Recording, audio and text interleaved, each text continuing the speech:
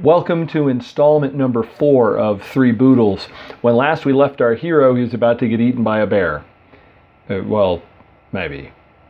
Probably not, but maybe. He thinks he is anyway. If you don't know where we are in the story, right down here below should be a couple of links to installments 1 through 3, so get caught up and we'll wait for you. No, we won't. We're actually just going to keep going ahead. So, Doug, our hero, is in the desert being chased by a bear, and his, I guess it's his friend, Emily. He's not really sure either. The two of them are trying to decide how they're going to solve this Boodle and keep from getting eaten. So here we go. When I heard the bear just as close as I dared let it get, I threw the gun at a bush off to my right up the hill. The gun crashed through the bush and made a pretty convincing imitation of something scrambling to get away, and the bear turned itself and started off after it. Quick as a flash, I rounded the rock in the other direction and dashed down the hill. It took a few seconds for the bear to figure out he'd been had, while he woofed and growled low and tore the bush apart. Those were precious seconds to me, and I got up a good head of steam before it turned and roared and looked about for something to chase and eat. I had no other place to go, really, than toward Emily. She had a rock there. Maybe we could both hide behind it. She showed me then that she was very brave, too. Instead of waving me off, telling me to go someplace else and get eaten by myself, she was motioning for me to run faster, to come to where she was. I started to think that my impression of this girl had been all wrong from the beginning. I dove behind the rock and skidded to a halt on the dust and pebbles behind it. "I thought you were going to shoot me," I said. "Wasn't that the plan?" She shrugged, still looking over the boulder to watch the bear.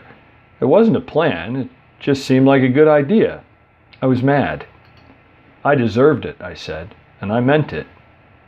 "Anyway," she said, sounding less angry, "I can't let you get eaten by a bear, no matter how much of a jerk you are." "Thanks," I said, "but he's coming back again. He'll find us for sure. We can't outrun him either." "I sure can't. You're faster than I am," I said. "I'm not going to leave you," she said, "so what can we do?" Then I remembered the leaves. "Hold on," I said. "My uncle's told me about this plant. Maybe I can use the leaves to do something." She craned her neck and looked at me like I had just said the mountain was made of cheddar jack cheese. "Leaves? You're going to stop the bear with leaves." It had found our scent and was coming down the mountain very fast. "Just wait," I said. "I don't know what's going to happen here." I found the leaves in my belt and stuck them in my mouth. Right away, I found that my uncles had been lying to me about the taste. They were bitter and disgusting, and I almost spit them out, but what choice did I have? So I chewed them and swallowed them and swore that if I ever saw my uncles again, I'd throw up on their shoes in revenge. But nothing happened. Nothing at all, except I was more sick to my stomach than ever. "Amazing," Emily said. "Wonderful improvement." "Wait," I said. "I forgot. Magic words." The bear was almost upon us. "Poop, poopers, poopy-doo," I said. And immediately everything in the Boodle started to grow. I didn't have time to register the disgust on Emily's face or her rolling eyes or her open-mouthed shock, because the rock, the bear, the mountain, even the scrubby grass next to me, and Emily too. 1 minute she was my size, and the next she was huge and just getting taller all the time. Wait, no, it wasn't her. It was me. I was shrinking. The bear had been larger than any animal I'd ever seen before I started getting smaller. Now it was the size of a mountain. Emily looked back and shrieked, "Doug, you jerk, where did you go?" "Down here," I yelled as loud as I could, and it was just barely loud enough. She looked down and saw me and put a hand over her mouth. "Doug!" The bear was rearing up on its hind legs and peering over the rock. There was no time to discuss it. I ran toward her, climbed up her pants, and grabbed hold of her red braid. "Go!" I shouted. "I'll hang on." And boy, did she ever go. She whirled like a dancer out of the shadow of the rock, with me swinging right and left on the braid, and the bear screamed and swatted at her with a massive paw, but she was too quick. I've never seen anyone move like that. I had no idea she could run so fast and dodge and twirl and juke. She was a blur. I hung on for dear life, and I've never clung so tightly to anything or appreciated someone so much. She could have run away, but she stayed to make sure I was okay. And if she could dodge this bear, she could dodge anything we could throw at her at recess. Why did we pour milk on her head instead of ask her to play dodgeball with us? How stupid were we? If I survived this, I would do two things. One, I would apologize. And 2, I would find someone else in the lunchroom that was eating all alone and ask them to come be our friend. Apparently I wasn't much for being able to tell about people. First, my uncles turned out to be Old West gunfighters, and now the nerdy girl we made fun of turned out to be a bear-dodging dancer with more moves than a pro football running back. But she couldn't run forever. She was getting tired and slowing down, and any minute the bear would get her, get both of us. I supposed I could hide, being as small as I was, but I wasn't going to leave her. If she was risking herself to save me, the least I could do was risk myself to save her.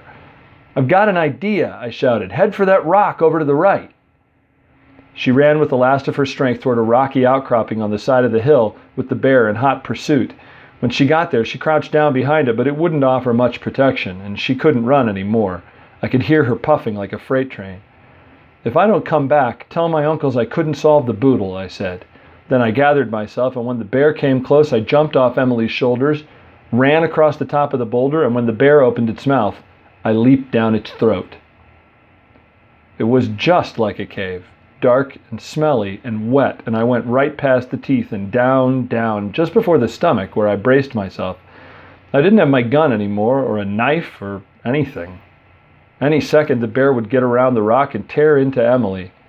I could hear her scream from outside, echoing down the tunnel of the bear's throat. I only had a few seconds. So I did the only thing I could think of. I started tickling the bear's insides. The ribs were right there. My ribs are so ticklish that if someone even makes crab hands in the general area, I start rolling around on the floor, gasping for breath. The only thing I could think of was that the bear might be ticklish too. At first nothing much happened, except that I could tell that the bear stopped. But then there was a rumble, a cough, and it started to shake. It jiggled right and left and reared up and howled and then lay down in the dirt and started laughing a huge bear laugh, deep and guttural and hysterical. If you've ever heard a bear laugh, it's terrifying, but it's a lot better than having a bear growling at you and trying to take your head off. I kept it up. It was like an earthquake. I thought my hair would get shaken off my head and my teeth rattled out, but the bear kept howling with laughter, and no way was he going to be able to eat Emily while he was laughing. Then he got the hiccups. It was like a bomb going off in there, with jolts of air coming from the stomach toward the mouth, pushing me farther up into the throat, and finally shooting me into the desert again. Fortunately, Emily caught me before I hit the ground, or I'd have broken half the bones in my body. I thought the bear might get angry again and come after us, but it didn't. It was in such a good mood from all that laughing that it just rolled back up onto its feet, gave us a very interesting look, shook all the dirt from its fur, and ambled down the mountainside and off across the valley floor until we couldn't see it anymore.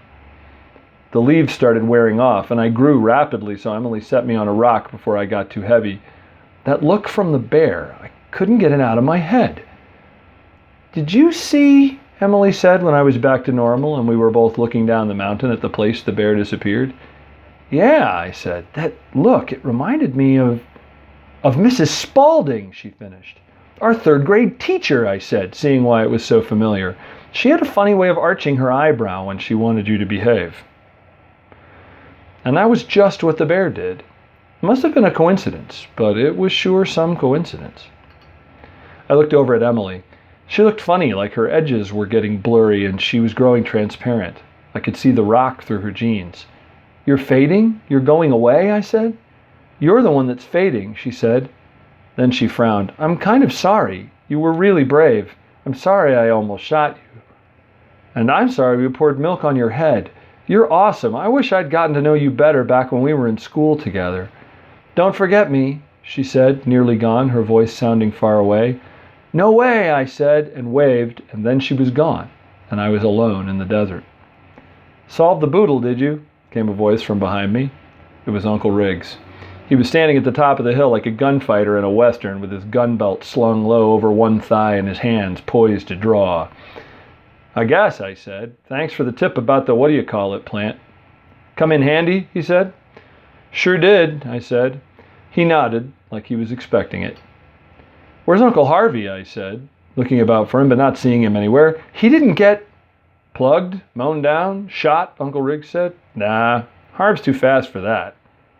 Too fast, I thought? At what? Shelling peas?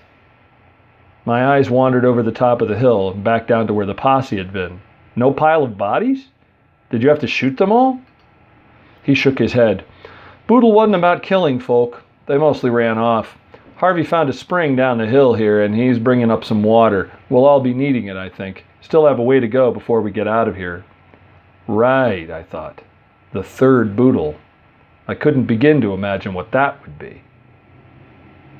And there you go for installment number 4. Stay tuned next time for the third Boodle of 3 Boodles, when our hero gets himself into an even bigger mess than the one he just got out of. I will see you then. As always, let me know what you think in the comments, and I'm very grateful for you paying attention and being a patron on Patreon. Thanks a lot.